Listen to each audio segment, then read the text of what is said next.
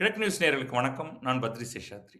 5 மாநில தேர்தல் நடந்து, அதில் அவர்களுக்கு ஒரு மாதிரி மிக்ஸ்டு ரிசல்ட்ஸ் கிடைச்சிருந்தது. மேற்கு வங்கத்தில் தோற்று போயிருந்தார்கள். அஸ்ஸாமிலும் அவர்கள் தோல்வி அடைந்திருந்தார்கள். அது ஏற்கனவே அங்கே ஆட்சியில் இருந்த பாரதிய ஜனதா ஆட்சியை மீண்டும் தக்க வைத்துக் கொண்டது. ஆனா பெரிய லாஸ் அப்படிங்கிறது மேற்கு வங்கம் தான். அங்கே திரிணாமுல் காங்கிரஸ் தன்னுடைய 15 ஆண்டுகளாக வைத்திருந்த அந்த ஹோல்ட் அதை இழந்தது. இழந்ததற்கு பிறகு அந்த கட்சியை நொறுங்கி போகக்கூடிய ஒரு நிலைக்கு வந்திருக்கிறது. அது எதிர்க்கட்சிகளுக்கு ஒரு மிகப்பெரிய அடி அப்படின்னு தான் நம்ம சொல்லணும். மற்றபடி கேரளத்தில் பாரதிய ஜனதாவை மையமான முதன்மை கட்சி என்று வைத்தால் அதனுடைய ஒரு எதிர்க்கட்சி போய் இன்னொரு எதிர்க்கட்சி வந்திருக்கிறது. இடதுசாரிகளுடைய பலம் குறைந்து அந்த இடத்திலே காங்கிரஸ் வந்திருக்கிறது. ஸோ ரொம்ப பெரிய மாற்றம் இல்லை என்பது போல தோன்றினாலும் உள்ளே ஒரு பெரிய மாற்றம் நடந்துதான் இருக்கிறது. உதாரணத்துக்கு மையமாக இருந்த தமிழகத்தில் முக்கியமான கட்சியான திராவிட முன்னேற்ற கழகம் இந்த இந்தியா பிளாக்கில் இருந்து வெளியே வந்திருக்கிறது. அதற்கும் காங்கிரசுக்குமான உறவு கெட்டுப்போயிருக்கக்கூடிய நிலையில் காங்கிரஸ் தான் இந்த இந்தியா பிளாக்கை கட்டி காக்கக்கூடிய ஒரு மைய விசை அப்படிங்கறதுனால தனக்கு காங்கிரஸை பிடிக்கவில்லைங்கிறதுனால திமுக வெளில வந்துருச்சு. ஆனால் காங்கிரஸ் இப்பொழுது தமிழகத்தில் புதிதாக தமிழக வெற்றி கழகத்துடன் சேர்ந்திருக்கிறது அல்லவா? தமிழக வெற்றி கழகம் இன்னும் ஒரு கிளியர் முடிவெடுக்கல. தமிழக வெற்றி கழகத்தை இவர்கள் அழைத்தார்களா தெரியாது. அழைத்த தமிழக வெற்றி கழகம் போகவில்லை அப்படிங்கிறது மட்டும் நமக்கு தெரியும். அழைத்தோ அழைக்காமலோ அவர்கள் போகவில்லை. அதுதான். அப்ப இவர்கள் எல்லாம் கூடி என்ன செய்ய போகிறார்கள்? கூடிய இடத்தில் என்னவெல்லாம் பேச போகிறார்கள் அப்படிங்கிறது தான் நமக்கு ஒரு ரொம்ப ஆர்வத்தை கொடுத்ததாக இருந்தது. இப்ப யாரெல்லாம் வராங்கன்னா ரொம்ப முக்கியமானவர்கள். இப்ப சோனியா காந்தி, ராகுல் காந்தி, மல்லிகார்ஜுன கார்கே இவங்க எல்லாம் காங்கிரஸ் ரெப்ரசென்ட் பண்ணியிருக்காங்க.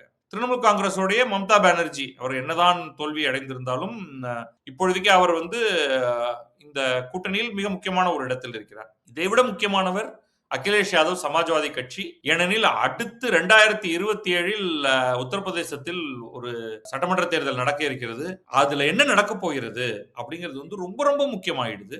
தேஜஸ்வி யாதவ் ராஷ்டிரிய ஜனதாதள் பீகாரில் இருந்து அங்கே இப்பொழுதுதான் தேர்தல் நடந்து முடிந்த காரணத்தினால அங்க இன்னும் 5 ஆண்டுகள் சுமார் 4.5 ஆண்டுகளுக்கு மேல இருக்கு. அது தவிர மற்றவர்கள் எல்லாம் தேர்தல் ரீதியில ரொம்ப முக்கியம் அப்படின்னு சொல்ல முடியாது. இதுல இருந்து சரத்பவாருடைய நேஷனலிஸ்ட் காங்கிரஸ் பார்ட்டியிலிருந்து சரத்பவாருடைய மகள் சுப்ரியா சுலே வராங்க. மார்க்சிஸ்ட் கம்யூனிஸ்ட் கட்சியை ரெப்ரசென்ட் பண்ணி ஜான் பிரிட்டாஸ், இந்திய கம்யூனிஸ்ட் கட்சியிலிருந்து டி ராஜா அவர் தொடர்ந்து வந்துட்டு இருக்காரு. இதுல சிவசேனாவுடைய உத்தவ் தாக்கரே நேர்ல வரல, நான் இணைய லிங்க் வழியாக ஜாயின் பண்ண போறேன் அப்படின்னு. டிஎம்கே வரல, அது நம்ம ஏற்கனவே சொல்லிட்டோம். டிவிக்கே இன்னைக்கு போக போறது இல்லை அப்படிங்கிறதையும் சொல்லிட்டோம். ரொம்ப முக்கியமான இன்னொரு விஷயம், ஆம் ஆத்மி பார்ட்டி போகலை அப்படிங்கிறது தான், வரப்போறது இல்லை அப்படிங்கிறது தான். ஸோ இது இங்கே இந்த ஆப்போசிஷன் யூனிட்டி அப்படிங்கிறது இல்லை அப்படிங்கிறத நம்ம பார்க்க ஆரம்பிச்சிட்டோம் இதெல்லாம். ஸோ இன்னைக்கு என்ன நடந்தது அப்படின்னு நம்ம பார்க்கலாம். இதுல ஒரு சுருக்கமான ரிப்போர்ட் ஒன்று இருக்கு. இன்னொன்னு ரொம்ப முக்கியமான ஒன்று திருமாவளவன் நேரடியாகவே ஒரு ட்வீட் ஒன்று போட்டிருக்காரு. அங்கே நான் பேசியதன் தமிழாக்கம், தமிழ் சுருக்கம் அப்படின்னு அவர் சொல்லியிருக்காரு. ஸோ நேரா திருமாவளவன் என்ன சொல்லியிருக்காரு அப்படின்னு பார்த்துருவோம் நம்ம. இன்று புதுதில்லியில் உள்ள கான்ஸ்டிடியூஷன் கிளப்பில் நடைபெற்ற இந்தியா கூட்டணி கட்சிகளின் தலைவர்கள் கூட்டத்தில் விசிக சார்பில் நானும் பொதுச் செயலர் ரவிக்குமார் அவர்களும் பங்கேற்றோம். அங்கே நான் முன்வைத்த கருத்துக்களுடைய தமிழாக்கம் இது அப்படின்னு சொல்லிட்டு, பாரதிய ஜனதா கட்சியின் தவறான அணுகுமுறையால் இந்தியாவில் மாணவர்களின் எதிர்காலம் கேள்விக்கு உள்ளாகியுள்ளது. அடுத்தடுத்து நடந்து வரும் பேப்பர் லீக் காரணமாக தேர்வுகள் ரத்து செய்யப்பட்டு மீண்டும் நடத்தப்படுகின்றன. இது நீட் பரீட்சை பற்றி. இதில் பல்வேறு முறைகேடுகள் நடந்திருப்பது அம்பலமாகி உள்ளது. இதனால் லட்சக்கணக்கான மாணவர்கள் பாதிக்கப்பட்டுள்ளனர். ஆனால் இதற்கு பாஜக அரசில் எவருமே பொறுப்பேற்கவில்லை.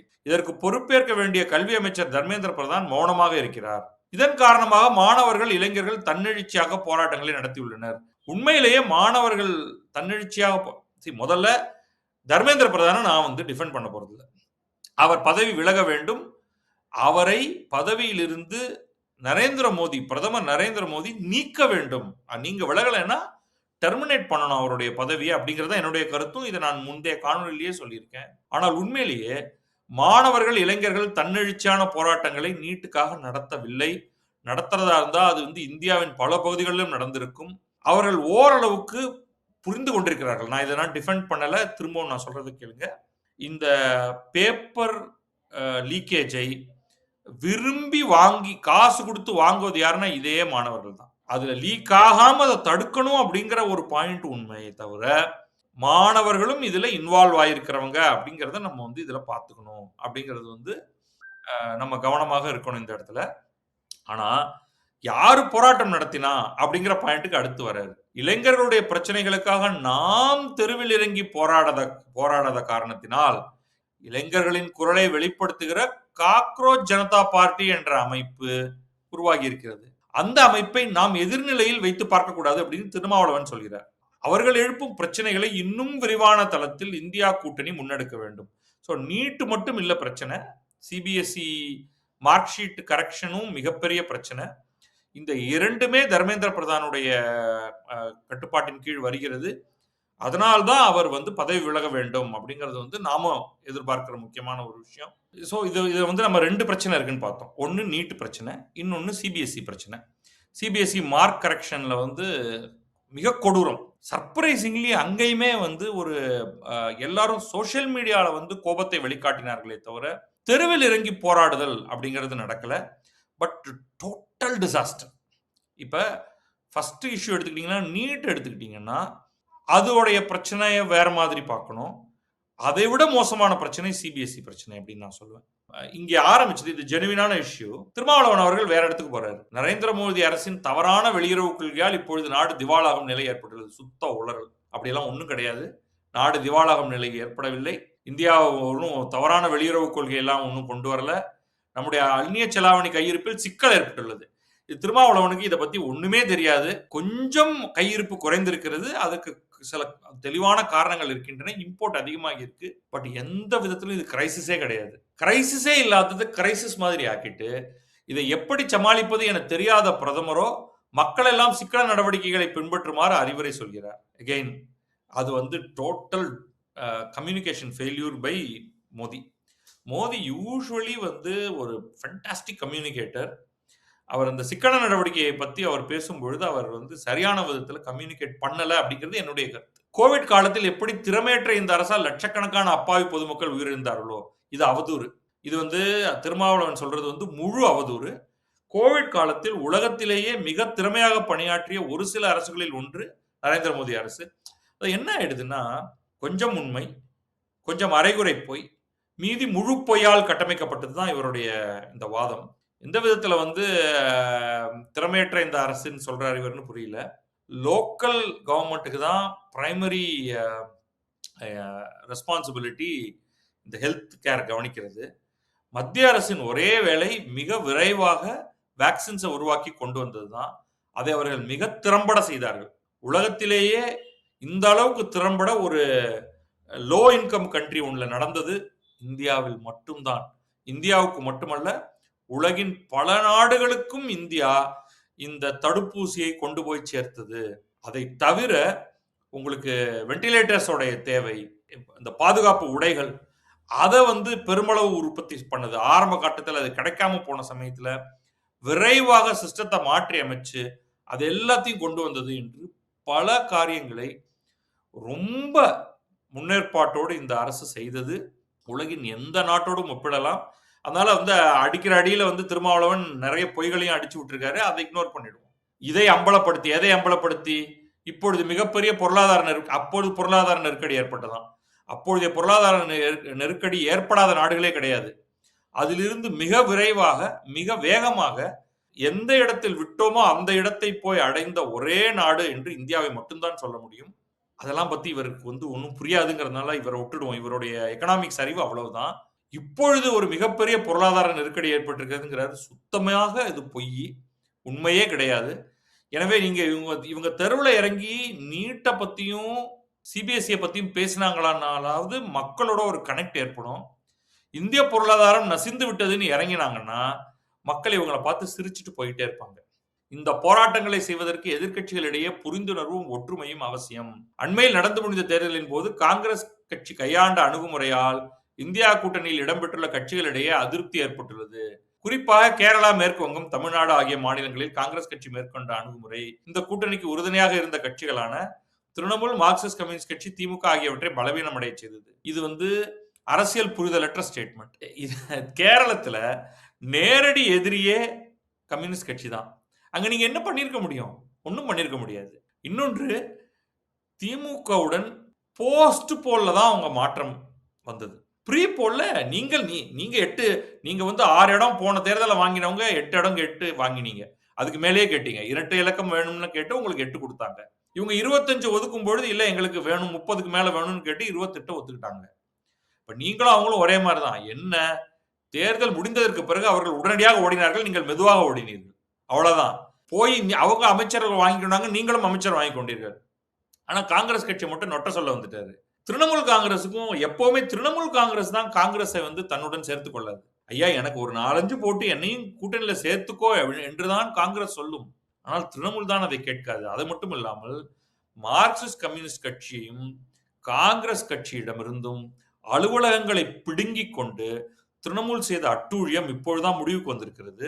காங்கிரஸ் கட்சிக்கு தன்னுடைய அலுவலகமே மார்க்சிஸ்ட் கம்யூனிஸ்ட் கட்சிக்கு தன்னுடைய சில அலுவலகங்களை இப்பொழுதுதான் கிடைத்திருக்கிறது. பாரதிய ஜனதா ஜெயித்ததற்கு பிறகு அவங்களுடைய ட்வீட்டையே பாருங்க. இதுல வந்து திரிணாமுல் எல்லாம் வந்து கட்டி பிடிக்கணும்னா ஏதோ ஒரு காரணத்துக்காக என் ஊருக்கு வந்தா உன்னை போட்டு சாத்துன்னு அடிப்பேன். இங்க வந்தா நம்ம வந்து தலைவர்கள் எல்லாம் உட்கார்ந்து பேசுவோம் என்பதுதான் மமதா பானர்ஜியோட கொள்கையாக இருந்தது. இது வந்து காங்கிரஸை இதுல குற்றம் சொல்லி பிரயோஜனமே இல்லை. எனவே காங்கிரஸ் கட்சி தனது அணுகுமுறையை மறு ஆய்வு செய்து இந்த ஒற்றுமையை இன்னும் வலுவாக முன்னெடுப்பதற்கான வழிகளை கண்டறிய வேண்டும். That is not at all possible இன் கேரளா. கேரளால அது எப்ப பாசிபிள்னா ஒரு மெகா கூட்டணி. மெகா கூட்டணியை காங்கிரசும் கம்யூனிஸ்டும் சேர்ந்து செய்கிறது என்றால் எதிர்கட்சி இடத்தை அங்க ஒரு பெரிய ஒரு வெற்றிடம் ஏற்பட்டு அந்த இடத்தில் பாரதிய ஜனதா வந்து அமரும். இவர் என்ன அரசியல் புரிதலோடு திருமாவளவன் இதை பேசுகிறார் என்று தெரியவில்லை. இப்பொழுது வேண்டுமானால் திரிணாமுல் காங்கிரஸிடம் போய் இனிமேல் நம்ம வந்து தோத்து போயிட்டோம் நான் வந்து மேற்கு வங்கத்தை இப்ப நம்ம 3 பேரும் சேர்ந்து திரிணாமுல் காங்கிரஸ் இடதுசாரிகள் நாம 3 பேரும் சேர்ந்து தேர்தலில் நிற்கலாம் வா என்று சொல்லலாம். அதை யார் சொல்லணும்? காங்கிரஸா சொல்லணும், மமதா தான் சொல்லணும். ஏன்னா இந்த 3 பேரில் பெரிய கட்சி அதுதான். இவ்வளவு நாள் அவங்க என்ன நினைச்சுக்கிட்டாங்க, யாரும் எனக்கு தேவையில்லை நான் தனியாளாக ஜெயிப்பேன் என்று சொல்லிதான் இன்றைக்கு அடி வாங்கி இருக்கிறார்கள். அணுகுமுறையை மறு பரிசீலனை செய்ய வேண்டியது என்பது திரிணாமுல் காங்கிரசிடம் இருக்கிறது. தமிழகத்தை பொறுத்தவரையில் காங்கிரஸ் வந்து தோற்ற குதிரையிலிருந்து குதித்து இறங்கி வெற்றி பெற்றிருக்கக்கூடிய குதிரையில் ஏறி இருக்கிறது உங்களை போல சார். திருமாவளவன் அவர்களே உங்களை போலதான். அதனால நீங்க வந்து அவர்களுக்கு இந்த இடத்துல எப்படி அறிவுரை சொல்ல முடியுங்கிறது எனக்கு தெரியல. இந்தியா கூட்டணியில் தேசிய கட்சிகளும் மாநில கட்சிகளும் திருமாவளவனுக்கு வந்துருவோம். ஒன்றாக இணைந்து செயல்பட்டு வருகிறோம்.